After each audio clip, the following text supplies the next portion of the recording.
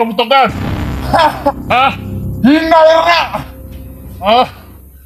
Bultol na ang kutsilyo ni mo! Hinay ka! Bugisong ka! Luluyan mo na bro!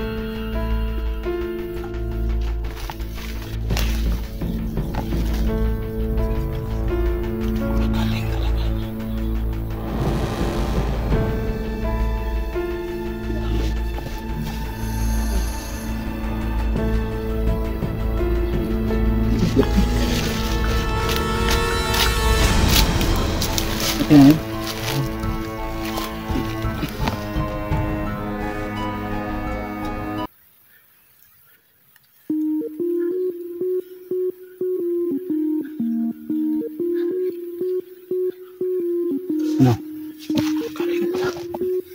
Kaya ko? Galang sa pakiram mo. Bago lang.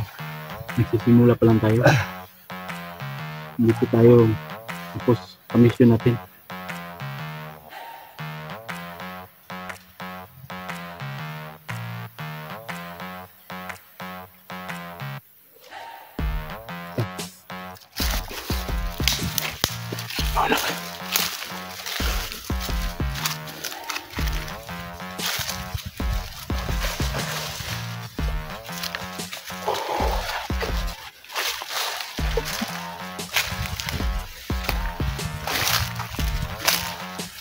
Titiran ko.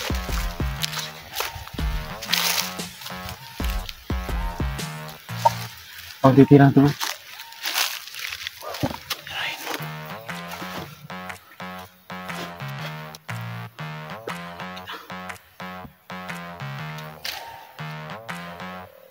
Baka mo.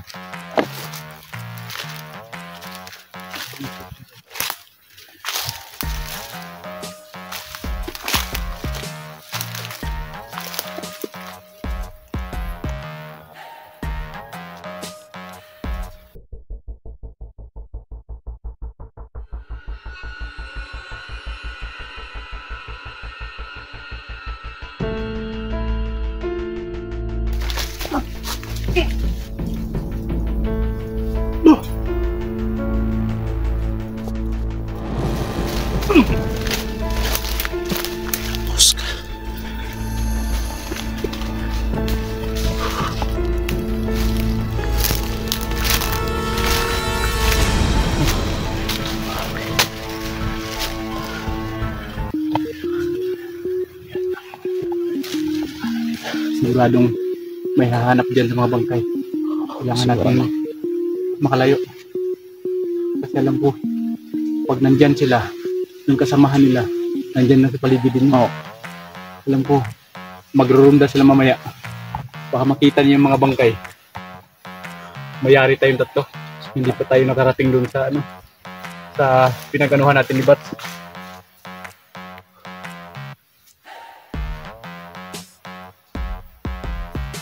Kailangan natin makarating doon sa unahan.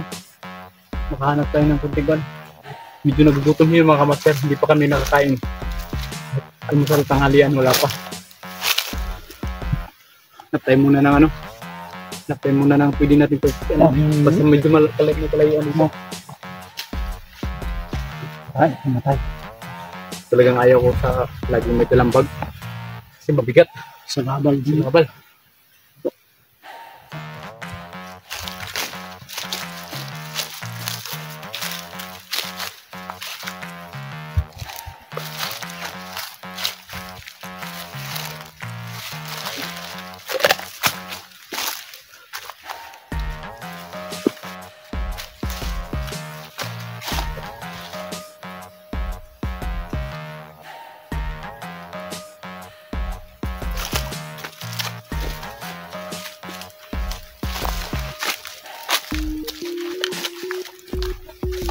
Ano pa? Ano pa?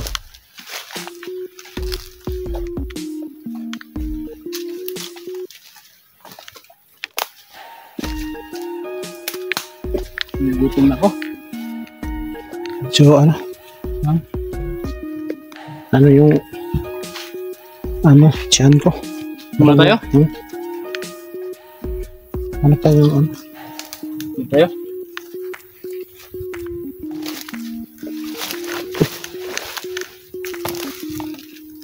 Dito ka.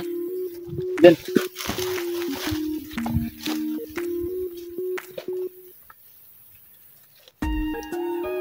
Diyan, diyan.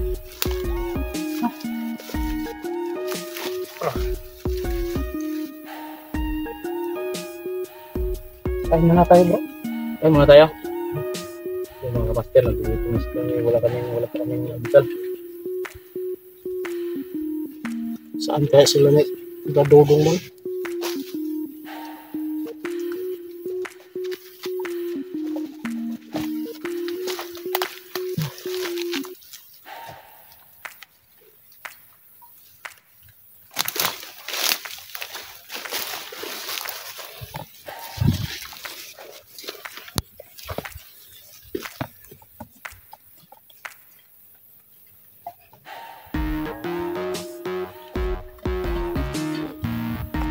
Sigurado si Labats, nakantay na yun sa atin ba?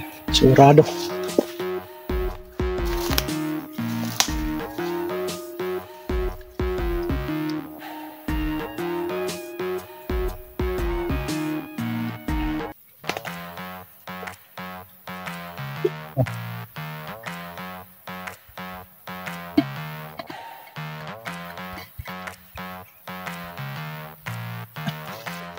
Ano sa akin si Bats kanina? Nag-message si Bats. Hindi daw tayo dapat maanuhan yung dilim dito kasi yung sinabi niya na daan, medyo may ano daw. Yung mga master, may hindi lang tao yung ano namin dito. Hindi lang tao yung kalaban namin dito mong kilusan, kundi yung mga elemento din. Nanginirahan kumbaga. Hindi naman sa atin tong alam namin na nandito rin sila. Kaso lang, yung ibang elemento ay medyo agresibo. Kaya si Batse nag-ano sa amin kung ano daw, kung pwede.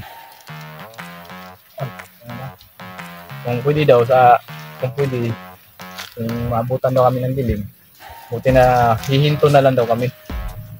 Kaysa magpatuloy din ng lakad. Pero yung sa amin lang, hanggat kaya pa namin na ipagpatuloy yung para makarating kami doon agad sa pinag-anuhan namin na location. Patuloy namin. Pero pag medyo alangan, hindi kami lalakad.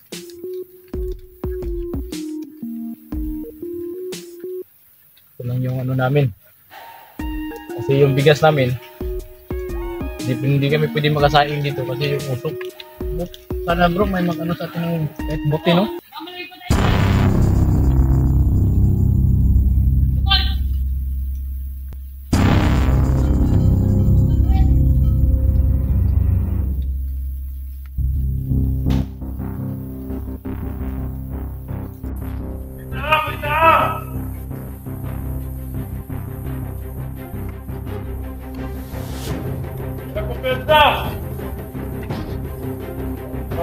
Kuya, magkapantay na rin!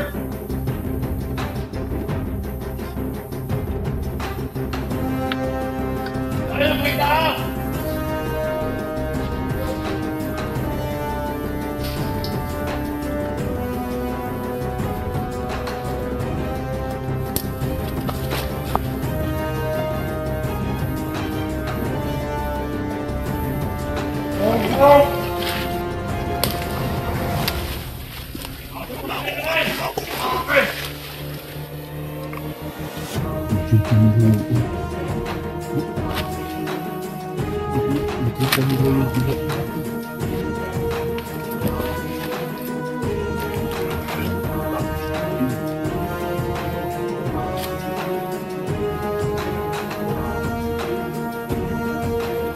Lahat sila po.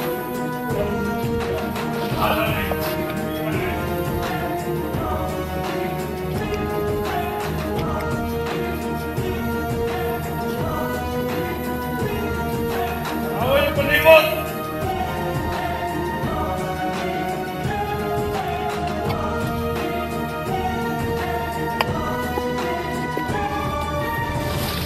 Sila dahil di mo kasama nila pinagkaya namin.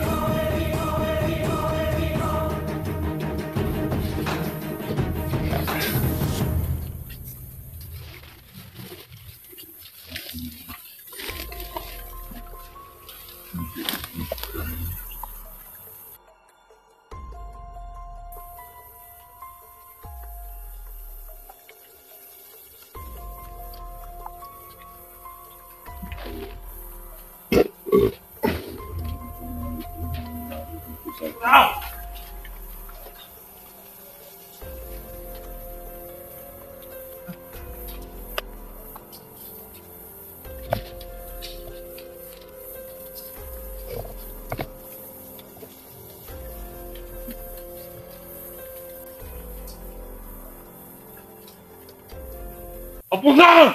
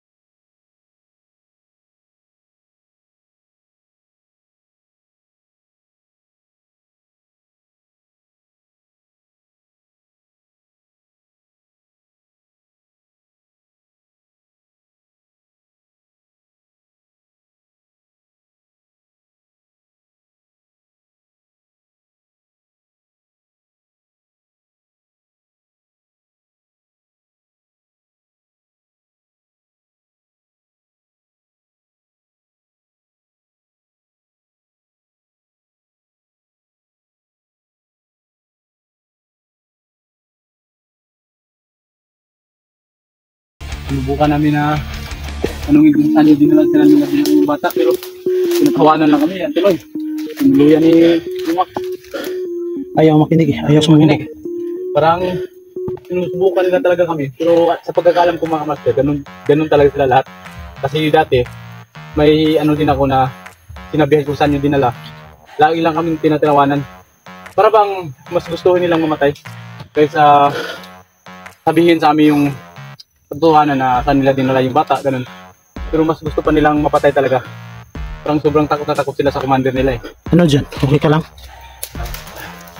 Ha? Siya yung sintro ng kalaban natin bro. Kaya nga eh. Kanina. Sabi pa ng isa, matagal ka na namin hinahanap, hinihintay. Gusto nilang kunin ka agad. Hindi pwede. Na makuha lang nila si ano. Batang Bertugo. Patay tayo bro pag makuha to si Bertugo. Hindi pwedeng kunin nila to. Ito yung susi sa lahat eh. Oo, hindi tayo papayag kahit anong mangyari.